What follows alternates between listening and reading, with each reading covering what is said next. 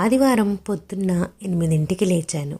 నేను లేచేసరికి మా ఆయన కూరగాయలు, పాల ప్యాకెట్లు, చేపలు ఇవన్నీ తీసుకొచ్చి పెట్టారు.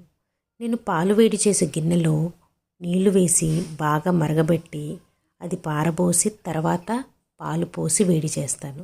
ఇలా చేస్తే పాలు విరగకుండా ఉంటాయి. తర్వాత చేపల్ని బాగా కడిగి ఉప్పు, కారం, పసుపు వేసి పక్కన పెట్టాను. ఈరోజు నా టిఫిన్ కింద టీలో అటుకులు వేసుకొని తింటున్నాను. నేను టీ తాగను అని చెప్పాను కదా, టీలో అటుకులు, బిస్కెట్లు ఇవైతే తిని టీ పారబోసేస్తాను. తర్వాత నేను చేపల కూర చేస్తున్నాను. దీనికి ఒక ముద్ద మసాలా తయారు చేసుకొని వేసి వండితే చాలా రుచికరంగా ఉంటుంది. మా ఇంట్లో అందరూ ఇష్టంగా తింటారు. ఇలా కూర చేసేసిన తర్వాత నా కిచెన్ని శుభ్రపరచుకొని అలా బయటకు వెళ్ళాను.